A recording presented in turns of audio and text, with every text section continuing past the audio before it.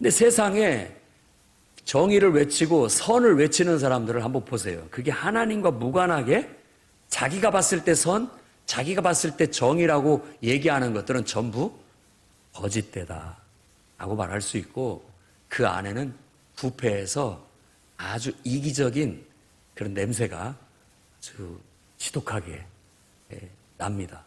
그러니까 눈살을 찌푸리게 되죠.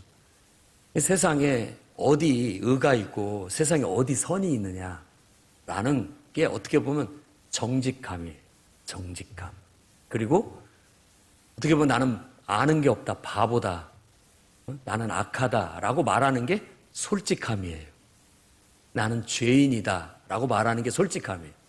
그러니까 내가 조금 뭐라도 내가 좀 있는 것 같이 막 우쭐대고 내가 뭔가 아는 것 같이 아는 체하고 이런 게 거짓되다라는 말이에요. 근데 그걸 모를 때는 그런 줄 알지만 어느 순간 그런 내 모습에 속에 깊이 있는 거짓과 부패함을 보면은 그냥 고개가 숙여집니다. 그래서 익은 뼈는 머리를 숙인다라는 그런 말들. 그리고 진짜 지혜로운 사람은 스스로를 바보라고 칭한다라는 거. 그리고 정말로 깨달은 사람은 자기는 모른다라고밖에 말할 수 없다라는 것이 그게 진리인 듯 합니다. 그러니까 다 역설적이죠. 역설적이에요. 그래서 오늘 말씀에서도 우리 여기서는 그냥 단지 교회 생활을 하면서 서로 다투고 싸우고 하는 문제만을 갖고 얘기하는 건 아닙니다. 더 본질적인 진리를 다루고 있는 거예요. 우리가 살면서 내 마음에 안 들어? 내 생각하고 달라? 그러면 갈등도 생기고 말다툼도 생기고 그걸로 인한 여러 가지 그 복잡한 문제가 생깁니다. 근데 그걸 다 떠들러 보면 알고 보면 내 생각하고 달라. 그리고 또 한 가지는 내 마음에 만족스럽지가 않아. 그리고 그런 어떤 기준에 의해서 내가 그렇게 느끼고 있다라는 거예요. 그걸 다 나쁘다고 보는 게 아닙니다. 모든 인간은 똑같아요. 저도 그렇고 여러분들도 똑같아요. 다 똑같아요. 내 마음에 안 들면 옳지 않아 보이고 선하지 않아 보이고 내게 만족스러우면 나는 다 좋아요. 예를 들어 여러분들이 안 그런 것 같지만 얼마나 거짓되고 부패했는지 한번 보세요. 여러분들이 진짜 좋아하고 아니 뭐 여러분의 너무나도 눈에 넣어도 안 아픈 사랑스러운 아들이라고 생각해 보세요. 자식이라고. 그 자식이 하는 건 다 예뻐 보여요. 그게 하는 건 다 선이야. 그거 하는 건 다 의고. 다른 것들이 문제지 내 아들이 문제가 아니에요. 응? 그런 것들이 우리 안에 있는 거짓과 부패예요. 그만큼 우리는 정의롭지 못하고 그만큼 우리는 선하지 못해요. 그런데도 여러분 선을 주장하시겠습니까? 그런데도 여러분 정의를 주장하시겠느냐고요. 참 그게 우스운 얘기 같은 경우가 많습니다. 그냥 비단 뭐 어떤 미국의 유명한 학자가 정의가 무엇이냐라는 책을 쓰고 강의를 해서 유명해졌다라고만 생각할 것이 아니에요. 거기서도 지적하는 바가 그거예요. 다 자기 입장에서 정의고 자기 입장에서 옳은 것이지 상대편의 입장에서는 그건 불의가 돼요. 또 희한해요. 나는 누군가에게 선인데 또 누군가한테는 그 선이 악이 되는 거예요. 입장이 다르기 때문에. 나는 분명히 의인데 그것이 누군가에게는 불의가 돼서 나타날 수 있다는 것이죠. 그러니까 인간에게 초점을 두고 정말 우리 안에서 선과 정의를 추구하는 것은 거짓되고 부패하다. 그래서 앞에서도 얘기하기를 자랑하지 마라. 다 그 정말 교만한 거다. 그 자만하는 것이다. 인간이 아니라 자기를 신이라고 순간 착각하기 때문에 그런 자랑을 하고 옳다고 주장을 하고 그런다라고 그렇게 우리에게 귀뜸을 해주고 있는 겁니다. 대개 우리가 이렇게도 생각해 볼 수 있습니다. 내 생각하고 다른 것이 꼭 틀린 것은 아니다. 그렇죠? 내 마음에 안 들어도 그게 꼭 틀린 것은 아니다. 나한테 해로 와도 그게 꼭 틀린 것은 아니다. 이런 생각을 할 수 있다면 굉장히 수준 높은 이해력과 진리를 터득한 그런 사람이라고 볼 수가 있겠습니다. 우리가 예수를 믿고 하나님을 믿게 되면 사실은 우리 자신을 다 내려놓고 하나님께 우리 자신을 맡긴 사람들이에요. 하나님께 우리 자신을 완전히 내어 맡긴 사람들이라고. 그 말은 이제는 내 뜻대로만, 내 생각대로만 살지 않고 하나님 뜻대로, 하나님의 말씀대로 살겠다라는 고백이 담겨 있는 거죠. 그럼 그렇게 살고 있느냐? 말은 그렇게 하면서 실제로는 내 생각, 그리고 내가 편한 대로, 내게 이로운 대로, 내게 만족스러운 대로 내가 다 결정하고 판단해서 그렇게 행하고 있지 않느냐. 그런데 그렇게 행하게 됐을 때 다른 사람의 생각과 부딪히고 다른 사람의 어떤 만족과 부딪히면서 우리들의 이 모든 것들은 항상 부딪힘 속에서 다툼과 갈등의 연속인 거예요. 그럼 그게 불의하냐? 아니에요. 다 누구나 다 그럴 권리가 있기 때문에 나는 내가 기쁜 대로, 내게 유익한 대로, 내가 만족스러운 대로 나는 하고 싶고 상대방도 똑같이 자기가 원하는 대로, 자기 생각대로, 자기 기쁜 대로, 자기 만족스러운 대로 하게 되는 거죠. 근데 그게 다행히 잘 맞아떨어지면 좋겠지만 서로 부딪힐 때는 어쩔 수 없이 갈등하고 어쩔 수 없이 다퉈야 되고 어쩔 수 없이 그 문제로 인해서 또 우리가 혼란을 겪을 수밖에 없는 건 그건 피할 수 없는 문제예요. 이 세상은 그래서 복잡합니다. 그래서 복잡해요. 그래서 우리 그리스도인들은 이제 과거에는 그렇게 살면서 힘겨루기를 하고 또 어느 정도 내가 원하는 대로 했다가 또 내가 체념을 해서 남이 원하는 대로 했다가 서로 맞춰가면서 이렇게 사는 듯 하고 살아가고 있는 거예요. 그런데 그것 자체를 옳다 그르다라고 지금 야고보가 말하는 것이 아니라 지금 네가 생각하는 것 그리고 네가 하고자 하는 것 그것이 어디서부터 나왔느냐 그걸 먼저 따져라는 거예요. 어디서부터 나왔느냐. 만일 그것이 하나님과 무관하게 내 생각과 내 편의와 내 이익과 내 만족의 이기적인 마음에서 나온 거라면 다시 생각해보고 기도해라. 그런 말이라고 볼 수가 있다라는 겁니다. 사실 이 쾌락주의, 공리주의에서 얘기할 때 인간은 쾌락을 사랑하고 고통을 두려워하는 이기적인 존재다라고 정의하고 시작합니다.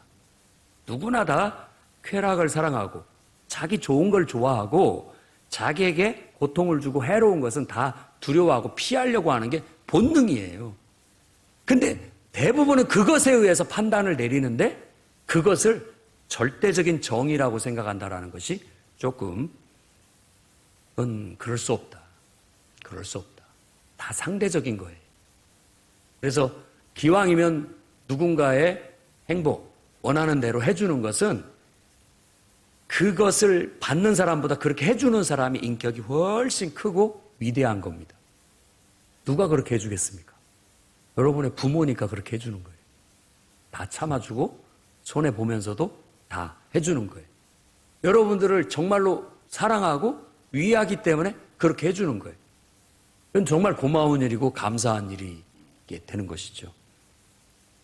그렇지만 이제 우리 그리스도인들은 그렇게 살아가고 있으면서 세상은 온통 다양한 종류의 다툼과 싸움이 비일비재한 게 세상에 돌아가는 이치예요. 근데 이제 우리는 좀 더 그렇게 살지 않은 정말 예수를 믿는 믿음으로 사는 삶으로 돌아서야 된다. 믿는 자가 뭐냐? 행동으로 보여줘라. 나는 그렇게 살아왔었지만 이제는 그렇게 살지 않는다라는 걸 보여주라는 그런 가르침이라고 볼 수 있겠습니다. 대부분 사람들은 자기에게 이롭고 또 자기에게 유익하고 자기 만족스러워하는 것들은 어떻게든지 그게 선하고 정의로운 거라고 합리화를 잘 해냅니다. 그게 인생이에요. 그것을 교묘하게 합리화시키고 철학화시켜가지고 내세우는데 그걸 우리가 보통 그건 네 생각 혹은 보통 개똥철학이라고 하죠. 자기 철학. 그걸 이제 개똥철학이라고 하는 거예요. 자기 중심으로 해서 자기 입장에서 옳은 것이고 선한 것이라고 주장을 하는 그런 겁니다. 근데 그런 것들이 이제 예수 믿는 사람들이 그걸 갖고 막 죽기 살기로 그걸 주장하고 그걸 갖고 목숨을 걸 만한 일이냐라는 건 한번 우리가 되짚어 봐야 될 문제고 늘 반성을 해야 할 문제라는 겁니다. 그래서 내가 말하고 행하는 거 정말 이거 목숨 걸고 나가야 할 만한 그런 문제고 그러냐 아니면 이것이 진짜 나의 얄팍한 내 이기적인 욕망에서부터 나온 것이냐 한번 분별을 해볼 필요가 있습니다. 그러면 그걸 절대화시키지 말고 그런 것이라면 상대화해서 너도 오를 수 있고 나도 오를 수 있고 서로 간에 이렇게 맞춰 나갈 수 있는 그런 여지를 충분히 갖고 살아야 됩니다. 안 그러면 못 살아요. 여러분 못 삽니다. 세상에 어디를 가도 여러분 뜻대로 하고 다 살도록 해주는 그런 사람도 없고 그런 공동체도 없고 사회도 없고 아무 데도 없어요. 여러분이 찾는 곳은 정말 그런 곳은 없습니다. 하나님이 창조하신 세계 속에 없어요. 그 마귀한테 지금 속아가고 있는 거예요. 속아서 그런 데를 더듬어 찾고 있는 거나 마찬가지라고 볼 수 있죠. 그러면 어떻게 해야 되느냐? 두 번째로 그것이 하나님께 나왔는지도 살펴봐라. 그러니까 그것이 내 하나님과 무관한 내가 편해서 내게 이로워서 내가 만족스러워서 내가 좋아하니까 나온 것이냐 아니면 이것이 정말 하나님께로부터 온 것이냐 이것은 정말 우리가 기도하면서 묻고 또 묻고 묻고 또 묻고 해 나가야 할 문제라는 겁니다. 2절 3절에 너희는 욕심을 내어도 얻지 못하며 살인하며 시기하여도 등이 취하지 못함으로 다투고 싸우는도다. 너희가 얻지 못하면 구하지 아니하기 때문이요 구하여도 받지 못하면 정욕으로 쓰려고 잘못 구하기 때문이라. 이 말씀을 곰곰이 한번 곱씹고 한번 묵상을 해보십시오. 무엇을 말하려고 하는지.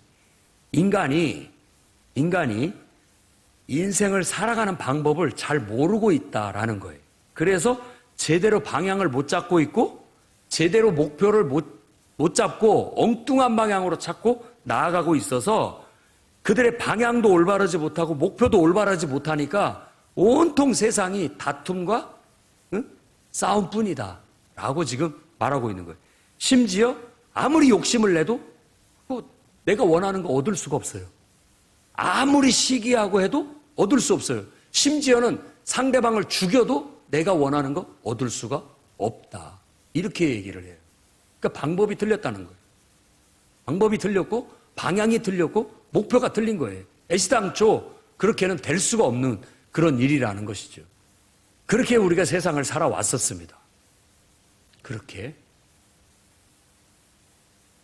그러나 이제는 우리가 그렇게 살던 모든 인생에 피곤함을 느끼고 거기에 진리가 없음을 느끼고 우리가 찾고자 하는 진짜 행복, 진짜 만족은 거기에 없다라는 걸 깨닫고 그것은 다 우리를 속이는 거짓된 진리였고 그것들은 전부 거짓되고 부패한 것이었다라는 걸 깨닫고 비로소 내가 원하고 찾는 것은 하나님께로부터만 온다. 하나님께 있다라는 걸 깨달은 거예요. 이건 진리 중에 진리인 거예요. 지금 그것을 말하고자 하는 겁니다. 야고보가. 우리가 찾고자 하는 것은 세상에서 내가 욕심을 낸다고 또 어떻게 시기하고 다툰다고 해서 또 사람을 막 죽이기까지 한다고 해서 얻어지는 게 아니다. 진짜 우리에게 아까 그 공리주의에서 말하는 절대 다수의 최대 다수의 최대 행복 우리가 찾고자 하는 것은 세상에서 찾아지는 것이 아니라 하나님에게만 있다. 그러니까 우리의 방향을 하나님께로 잡고 우리의 목표를 하나님께 둬야만 거기서 발견할 수가 있다. 그게 진리의 깨달음의 말씀인 거예요. 그래서 너희가 얻지 못하는 건 구하지 않기 때문에. 그게 세상에 있지 않고 다툼에 있지 않고 우리의 욕심에 있지 않고 뭐 살인을 해도 그런 데서 인간의 노력으로 얻어지는 것이 아니라 그것은 하나님께 있기 때문에 하나님께로 찾아가서 하나님께 구해야만 그게 오는 거예요. 하나님께 구해야만 그걸 얻을 수 있는 거예요. 알고 보면 여러분이 찾고자 하는 게 다 하나님께 있습니다. 그래서 이성의 사랑을 이렇게 보면 난 너 없이 못 살아. 나 너 없이 못 살아. 너는 내 태양이야. 별 고백을 다 하는데 그 사람이 아니라 그 사람은 죽었다 깨어나도 그 역할을 못 해주고요. 그를 창조하신 하나님은 그걸 해줄 수 있습니다. 진짜 나의 전부고 진짜 나의 인생의 태양이고 나의 모든 것의 근원이고 내가 살아가는 이유다라고 하는 그 고백은 내가 사랑하는 연인한테 하는 것이 아니라 그것을 통해서 바로 하나님을 그렇게 사랑해야 된다라는 걸 터득하도록 가르쳐 주는 거예요. 터득하도록.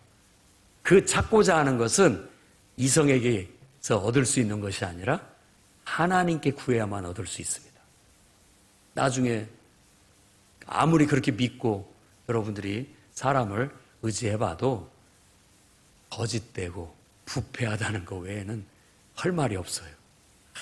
후회하고 다 절망합니다. 결국 여러분이 찾고자 하는 건 하나님께 있습니다. 그러니까 하나님을 만나서 하나님을 통해서 여러분들이 만족을 얻고 진정한 행복을 추구하는 것이 바로 인생을 살아가는 방법이라는 걸 말해주고 있는 거예요. 성경에 요한복음 8장 32절에 진리를 알지니 진리가 너희를 자유케 하리라. 자유롭게 하리라. 요즘 개역 개정에는 자유롭게 한다 라고 말했습니다. 그러니까 우리가 하나님 안에서 하나님을 통해서 인생을 살아갈 때 진짜 평안함과 자유함을 얻고 참된 만족을 얻을 수 있는 것이지 그 어떤 것에서도 그건 얻을 수 없습니다. 그건 방황이고 그것은 거짓에 우리가 거짓을 쫓아가는 것에 불과해서 결국은 썩은 동아줄이고 결국은 실망하고 말게 될 거라는 걸 알 수 있죠. 그러니 다시 한번 말씀드리지만 그것이 하나님께로 온 것인지 하나님께 구해서 나온 것인지 하나님으로부터 나온 것인지를 늘 살필 때 우리가 우리 영혼을 지킬 수 있고 우리의 삶의 방향을 똑바로 잡을 수 있고 우리의 삶의 목표를 제대로 잡아 나갈 수 있다는 것. 그래서 하나님과 관련된 것은 다 선이고 하나님과 관련된 것은 다 의입니다. 자, 다툼과 싸움도 마찬가지예요. 그냥 다툼과 싸움은 불의하다, 나쁘다라는 걸 말하는 게 아니에요. 그냥 단순하게 성경을 읽은 사람은 다투지 마라, 싸우지 마라라고 하지만 그것이 하나님이 가서 다퉈라, 하나님이 가서 너는 가서 싸워라 라고 말씀을 주시고 명령했다면 그건 의고 선이 되는 겁니다. 무슨 말인지 알겠죠? 그리고 하나님이 말씀하셔서 하는 거라면 나는 그 말씀 안에서 그 진리 안에서 자유로운 거예요. 자유롭다고요. 그건 내가 진리를 따름이고 그건 내가 진리를 순종함이고 내가 그것은 하나님의 뜻을 이룸이기 때문에 내 영혼은 자유롭고 평안하고 얽매일 게 없고 자책할 것이 없는 거죠. 당당한 거예요. 그게 진정한 자유인 것이죠. 그게 진정한 자유인 거예요. 그러니까 우리 인생이 참 모호하고 때로는 그 구분이 잘 안 가지만 이게 나의 이기적인 생각에서 내 만족에서 나온 것인지 정말 하나님께 기도해서 하나님께로부터 나온 것이지만 분명히 하게 되고 그것이 하나님께 기도했을 때 하나님께로부터 주어진 거라면은 우리는 그것은 절대시하고 목숨을 걸고 해나가는 거예요, 그냥.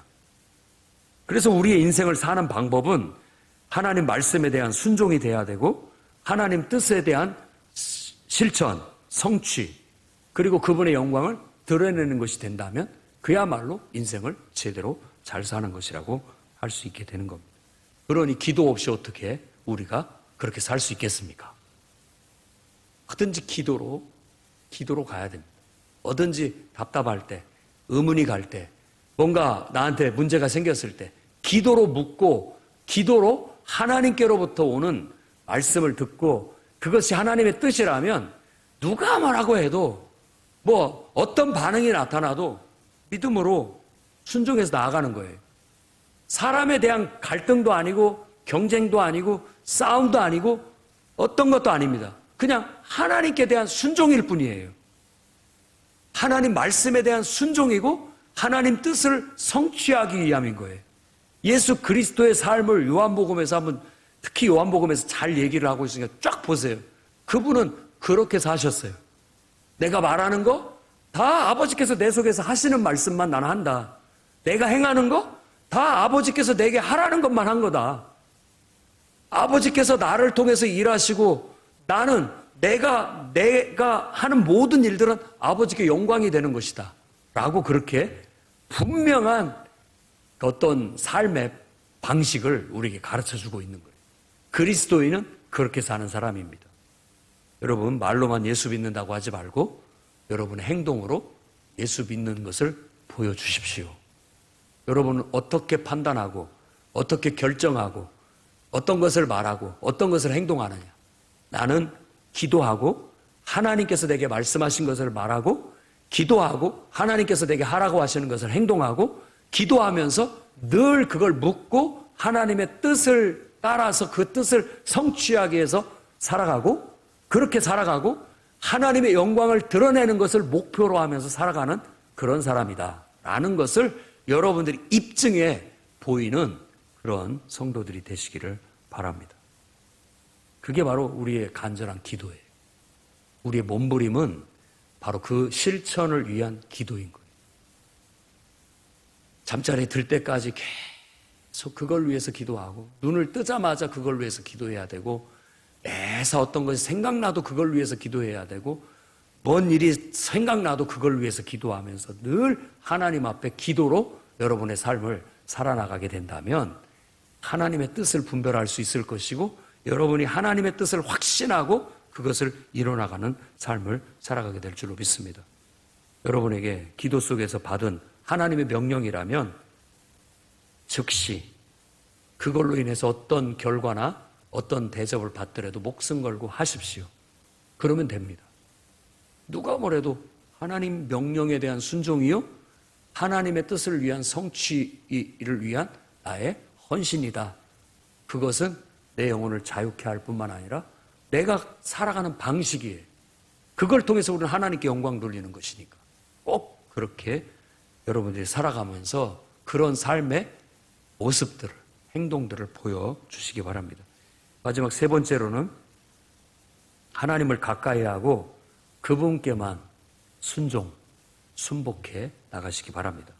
4절 말씀에 간음한 여인들아 세상과 벗된 것이 하나님과 원수됨을 알지 못하느냐? 그런즉 누구든지 세상과 벗이 되고자 하는 자는 스스로 하나님과 원수되는 것이니라.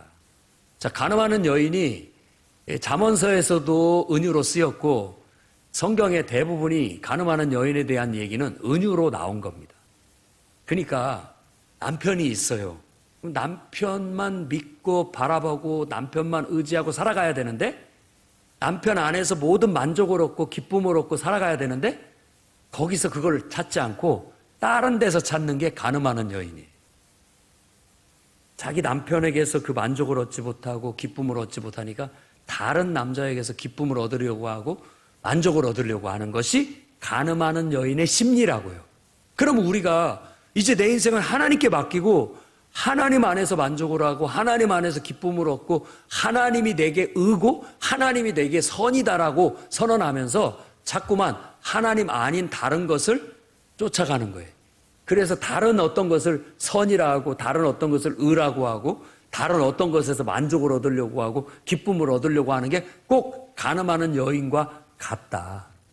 그렇게 비유로 얘기하는 것이죠. 그것이 뭐냐? 구체적으로 얘기하면 세상과 벗되는 것이다. 세상과 벗되는 것이다. 세상과 하나님이 둘이 있다면 택해라. 세상을 따를 것인지 세상을 기쁘게 할 것인지 하나님을 따를 것인지 하나님을 기쁘게 할 것인지 둘 중에 하나지 둘 다 기쁘게 할 수는 없다. 그게 간음하는 여인의 그런 마음이에요. 똑같죠. 뭐 그 여인을 갖다 붙이든 바람피는 남편을 갖다 붙이든 똑같은 거예요. 똑같이 느끼는 바예요. 똑같이 느끼는 바예요. 하나님께서도 그렇게 느끼고 우리도 만일 그런 식으로 하나님을 정말 온 마음으로 하나님을 섬기고 하나님께로부터 내가 만족하고 하나님을 내 인생의 의로 알고 그분을 선으로 알고 오직 그분 뜻대로만 살아가는데 목숨을 걸지 않고 나아가게 된다면 우리는 결국은 세상과 짝하면서 엉뚱한 데서 만족을 찾으려고 하고 그럼으로써 결국 하나님을 기쁘시게 하지 못하게 되고 우리가 어그러진 길로 가게 될 수 있다라고 지금 말하고 있는 겁니다. 그러니까 누구든지 세상과 벗이 되고자 하는 자는 스스로 하나님과 원수가 되는 것이다 라고 그렇게 얘기하고 있고, 그래서 우리는 세상 쾌락, 행복 그런 것들을 쫓아가지 않습니다. 이미 그것들을 버렸고 우리는 오직 하나님만 따르기로, 그리고 하나님 말씀 속에서만 살기로 결단한 자들이니까 그 길로만 가시기 바랍니다. 그러려면 정말 하나님을 가까이 해야 됩니다. 그리고 하나님 말씀에 온전히 순종하려고 노력하는 것이 우리의 행동이 되고 신앙이 돼야 되겠습니다. 5절에는 하나님은 시기하기까지 사모한다. 우리 안에 성령을 두시고 하나님께서 그 성령을 통해서 우리와 교류하시고 성령을 통해서 말씀하시고 감동을 통해서 우리를 이끌고 계시는데, 그 성령이 감동, 감화를 주는데 자꾸만 엉뚱한 데서 감동을 받으려고 하고 다른 데서 뭔가를 찾으려고 하니까 성령이 시기한다라고 그렇게 얘기하고, 에베소서 말씀에서는 성령을 근심케 한다라고 그렇게 얘기하고, 더 나아가서 성령을 소멸케 한다, 이런 표현들을 쓰고 있는 겁니다. 하나님은 6절 말씀에 겸손한 자에게 은혜를 주신다라고 합니다. 그러니까 이 겸손이라는 말이나 심령이 가난하다는 말이나 다 똑같은 말입니다. 그 말 자체가 뭐냐면 즉 하나님께 목매달고 하나님 없이는 못 산다라는 그런 표현이에요. 겸손이라는 게 하나님 없이 아무것도 못합니다. 하나님이 내 인생의 전부고 하나님이 내 인생의 빛이고 하나님이 내 인생의 만족이고 모든 것입니다 라는 것이 우리의 겸손이고 심령이 가난한 거예요. 심령이 가난한 천국이 그들의 것이다 라고 말하고 있는 겁니다. 7절 말씀에 그런즉 하나님께 복종하라, 그렇게 여긴다면 행동으로 보여달라는 거예요. 행동으로 정말로 하나님을 그렇게 여긴다면 그분의 말씀에 귀를 기울이고 그분 말씀이면 무조건 순종해라. 8절 말씀에 두 마음을 품은 자들아 마음을 성결하게 해라. 두 마음을 품으면 안 된다는 거예요. 세상에도 마음이 가 있고 하나님께도 마음이 가 있어가지고 왔다 갔다 하면 안 된다는 거예요. 그것 자체가 아니에요. 완전히 우리는 세상을 버렸고 하나님 뜻대로 세상에 나아가서 하나님의 뜻을 나타내며 사는 사람들이기 때문에 철저하게 한 마음으로 돌아서야 된다는 겁니다. 아직도 세상과 벗하고 하나님을 섬긴다고 한다면 오늘 여러분들이 결단을 해야 할 필요가 있습니다. 그런 사람은 오늘 말씀처럼 9절에 말한 것처럼 슬퍼하며 애통하며 울어야 됩니다. 그건 큰 문제이기 때문에 정말 눈물로 하나님 앞에 기도하면서 세상에 대한 애착, 세상에 대한 미련을 떨어버릴 수 있게 해달라고, 철저히 하나님 한 분으로 만족하게 하고 하나님 안에서 행복을 찾고 하나님 말씀대로만 순종해 나가게 해달라고 눈물로 부르짖고 기도하고 그분께 구하고 그분을 의지하면 그분은 은혜를 베풀어 주십니다. 은혜를 한없이 베풀어 주십니다.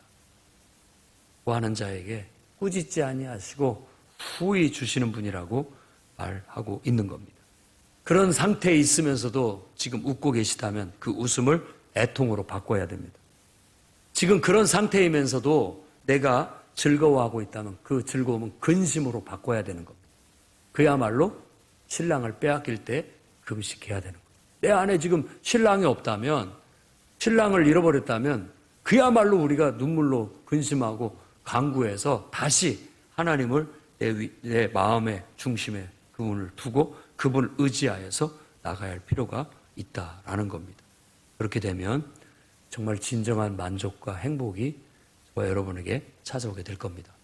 평생 살면서 나의 이 생각, 이 마음, 이 감정, 이 주장, 이 철학, 또 이런 모든 것들이 어디서 왔는가?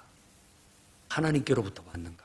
아니면 마귀로부터 왔는가? 내 이기적인 욕망에서 온 것인가? 그걸 묻고 또 묻고 여러분들이 하나님을 가까이 하면서 하나님께 기도하면서 하나님의 뜻을 찾고 그분의 말씀만을 쫓아 나가시기를 주의 이름으로 축원합니다. 기도하겠습니다. 거룩하신 주님,